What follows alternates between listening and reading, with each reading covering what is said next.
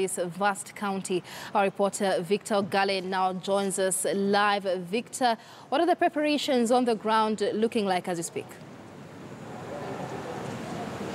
Well, the mood here is one that can be categorized as expectant. The residents here of Baringo County in Marigat eagerly waiting to see the president together with his deputy. The last time the head of state was here was 4 months ago. And now this time he returns when we are just a few days to the general election. He has already attended a church service at ARC Kabartonjo, that is in Baringo North, and thereafter he is expected to address a rally at Kabartonjo shopping center before heading to Kabarnet and other places that the head of state is expected to tour.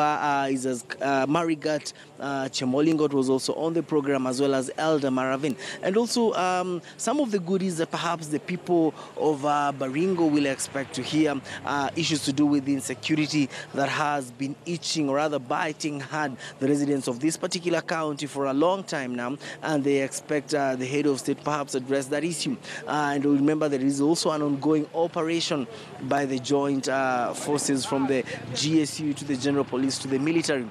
The other issue that is expected to be addressed here is the issue of who is going to be endorsed by the head of state. Remember, the Kenya African National Union, that is KANU, the chairman of KANU, Gideon Moi, will be defending his seat on a KANU ticket here in Baringo.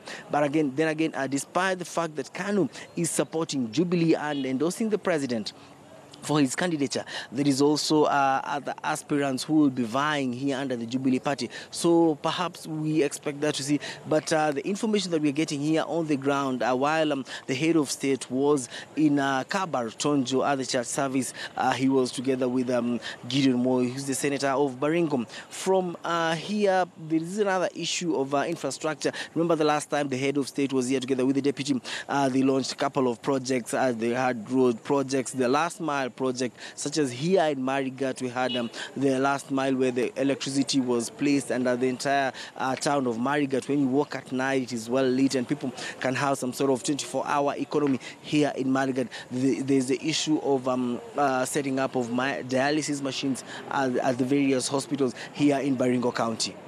But even as we wait on this, Gale, what are the stakes for Jubilee, for the Jubilee Party in Baringo County? The last time they were there, I remember there was reports of clashes between Jubilee supporters and KANU supporters as well. So what will Jubilee be seeking to consolidate this time?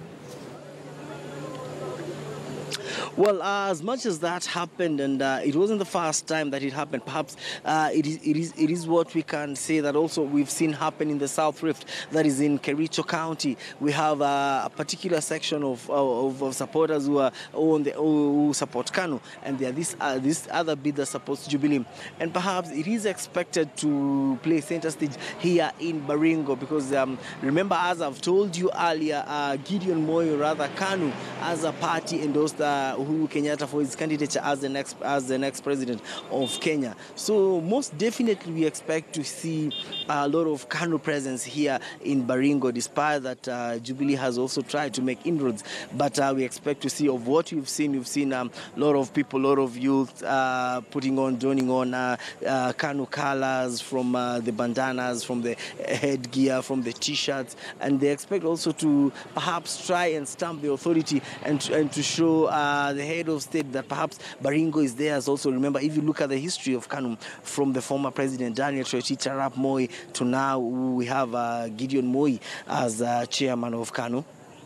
All right, many thanks, Victor Gale there in Baringo. More details of that rally to follow. It is about 10 minutes past the hour.